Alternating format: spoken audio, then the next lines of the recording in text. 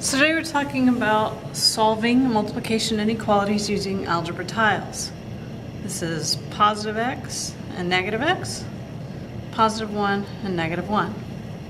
So let's look at our first inequality. I have 2x's is greater than or equal to positive 10.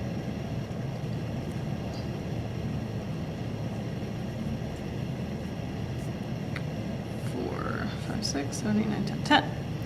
I need to divide both sides of my inequality into two groups because there are two x's. So I divide my x's into a group of 1x each, and I need to divide my yellow tiles into two groups.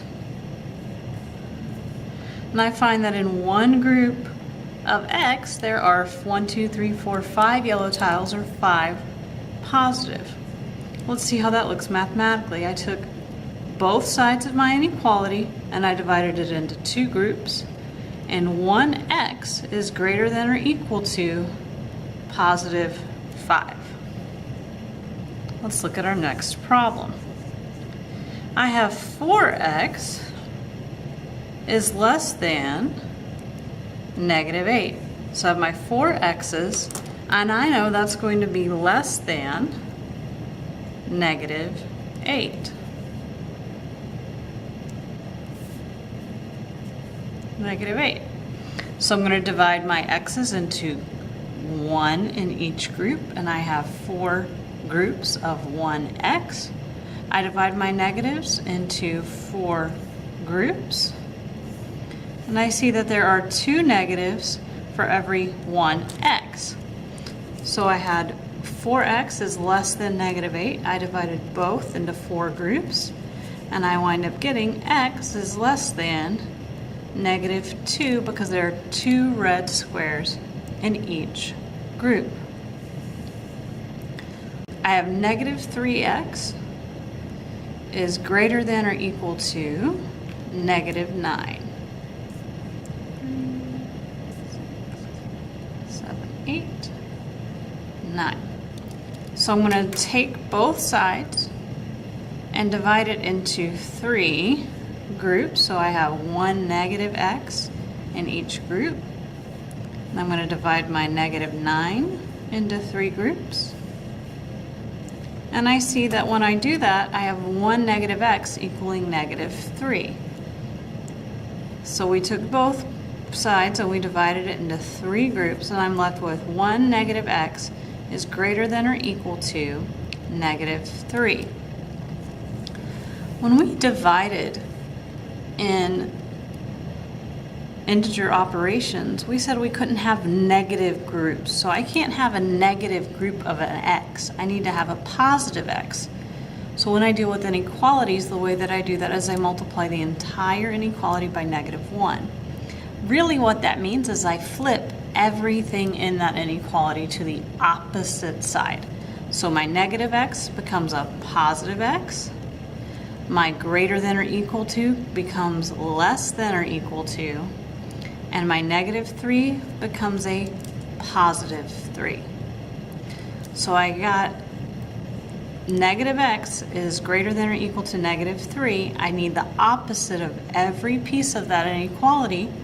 So I flip the x, I flip the inequality sign, and I flip my negative 3 into positive 3. Let's try another one like that. So I have positive 18 is equal to 9, 10, 15, 16, 17, 18. So I have positive 18 is less than or equal to the opposite of 6x. So negative x, 6 negative x's. So I need to get the value of 1 negative x. So I'm going to divide these into 6 groups. 1, 2, 3, 4, 5, and 6. There's one set of 6 groups. 2 sets of 6 groups. And 3 sets of 6 groups. So 1 negative x is equal to 3 positive. So I divided both sides by 6 to get a negative x being greater than or equal to positive 3. We need a positive group of x.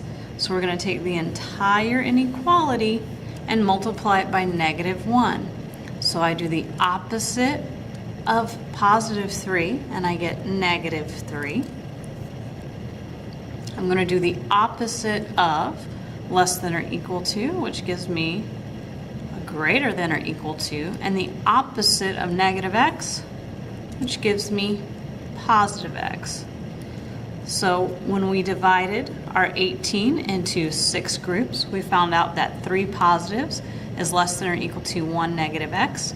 We need a positive x, and mathematically what we're doing is multiplying the entire inequality by negative 1. So we flip everything over. So we get negative 3 is greater than or equal to positive x.